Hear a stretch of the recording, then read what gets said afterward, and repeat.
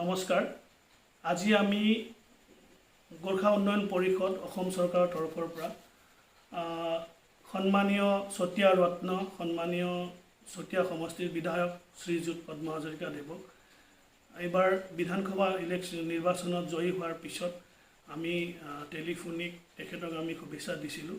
তাৰ লগে লগে আমি এই কোভিড প্ৰটোকলৰ কাৰণে দেৰি হ'ল আৰু তেখেতক আমি লগ ধৰিব পৰা নাছিলোঁ।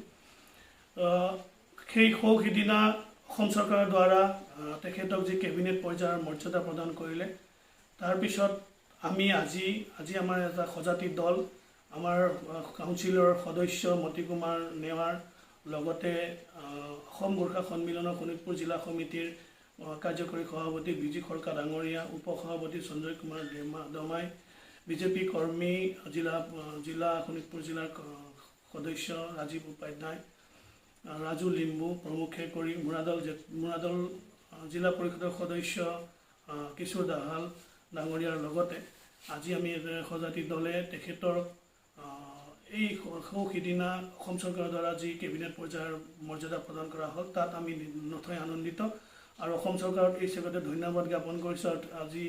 আজি পদ্ম হাজৰিকা দেৱক শোণিতপুৰবাসী গোৰ্খা ৰাইজ তথা সমগ্ৰ অসমবাসী গোৰ্খা ৰাইজৰ তৰফৰ পৰা হিয়াভৰা শুভেচ্ছা অভিনন্দন লগতে তেখেতৰ সুস্বাস্থ্য আৰু দীৰ্ঘায়ু কামনা কৰিছোঁ।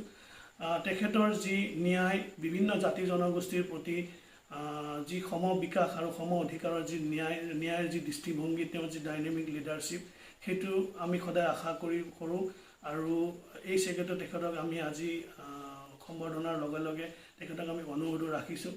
অনুৰোধ ৰখাৰ পিছত তেখেতে আমাক আজি স্পষ্টকৈ কৈছে, বিগত দিনত যেনেকৈ বিধানসভাত গোৰ্খা জনগোষ্ঠীৰ কাৰণে NRC দি ভোটাৰ ক্ষেত্ৰত যেনেকৈ মাতিছিল, অনাগত দিনতো ভৱিষ্যতে তেওঁ গোৰ্খা জনগোষ্ঠীৰ বিভিন্ন সমস্যাৰ ভিতৰত মুখ্য সমস্যা যেনেকৈ ডি ভোটাৰ আজিৰ তাৰিখত অসমত আমাৰ জ্বলন্ত সমস্যা হিচাপে জনসাধাৰণে অনুভৱ কৰিছে আৰু বিভিন্ন ক্ষেত্ৰত সমস্যাৰ সন্মুখীন হৈছে।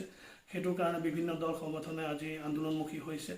আমি যিহেতুকে অসম চৰকাৰৰ দ্বাৰা স্বীকৃতিপ্ৰাপ্ত গোৰ্খা ডেভেলপমেণ্ট কাউন্সিলৰ সদস্য হয় বা কাউন্সিলৰ তৰফৰ পৰা গভৰ্ণমেণ্টৰ প্ৰতি আমাৰ সম্পূৰ্ণ আস্থা ভৰসা আছে আৰু আমি বিশ্বাসী আমাৰ সন্মানীয় মুখ্যমন্ত্ৰী ডক্টৰ হিমন্ত বিশ্ব শৰ্মা দেৱৰ নেতৃত্বত যেনেকৈ আৰু বেলেগ জাতি জনগোষ্ঠী যেনেকৈ সম অধিকাৰ সম বিকাশ হৈছে, তেনেকৈ গোৰ্খা জাতিৰো সমস্যাসমূহ সমাধান হৈ বিভিন্ন সম বিকাশ আৰু সম ন্যায়ত আমি পাম।